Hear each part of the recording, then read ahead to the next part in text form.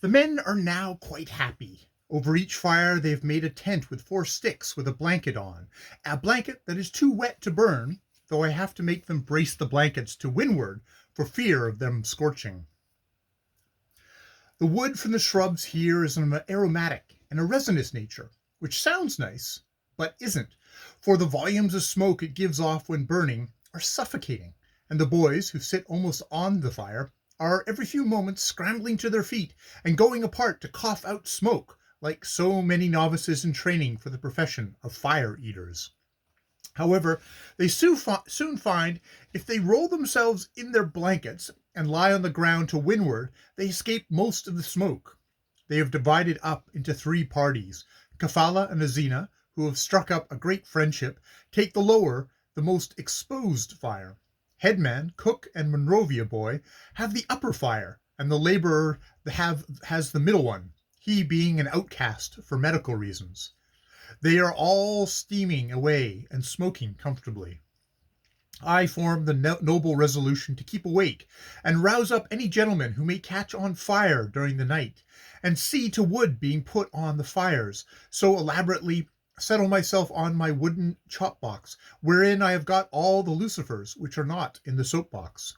Owing to there not being a piece of ground the size of a 6-penny level in this place, the arrangement of my box camp takes time, but at last it is done to my complete satisfaction, close to a tree trunk, and I think, as I wrap myself up in my 2 wet blankets and lean against my tree, what a good thing it is to know how to make oneself comfortable in a place like this.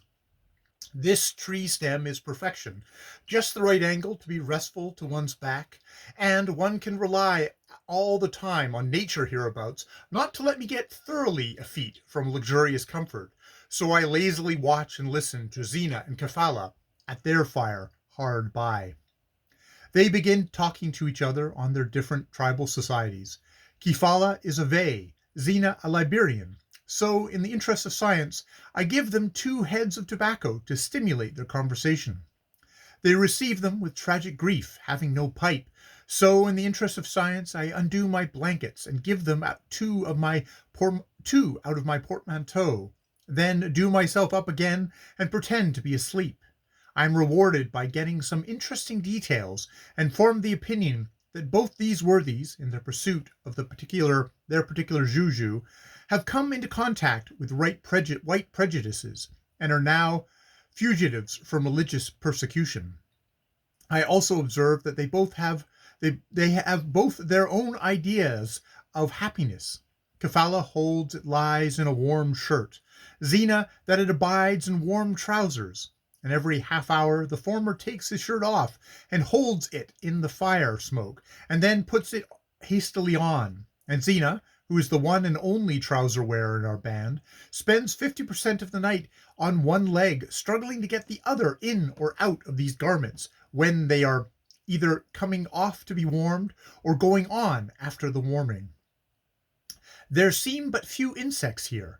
I have only got 2 moths tonight, one pretty one with white wings with little red spots on, like an old-fashioned petticoat such as an early Victorian age lady would have worn, the other a sweet thing in silver.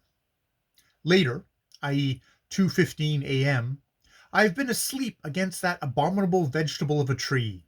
It had its trunk covered with a soft cushion of moss, and pretended to be a comfort, a right angle to lean against, and a softly padded protection to the spine from wind, and all that sort of thing.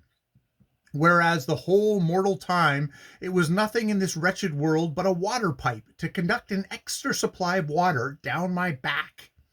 The water has simply streamed down it, and formed a nice little pool in a rocky hollow where I kept my feet, and I am chilled to the innermost bone, so have to scramble up and drag my box to the side of Kifala and Zena's fire, feeling sure I have contracted a fatal chill this time. I scrape the ashes out of the fire into a heap, and put my sodden boots into them, and they hiss merrily, and I resolve not to go to sleep again. 5 a.m. Have been to sleep twice, and have fallen off my box bodily into the fire in my wet blankets, and should for sure have put it out like a bucket of cold water had not Xenon Kefala been roused by the smother I occasioned and rescued me, or the fire. It is not raining now, but it is bitter cold, and Cook is getting my tea. I give the boys a lot of hot tea with a big handful of sugar in it, and then they get their own food hot. End of chapter 19.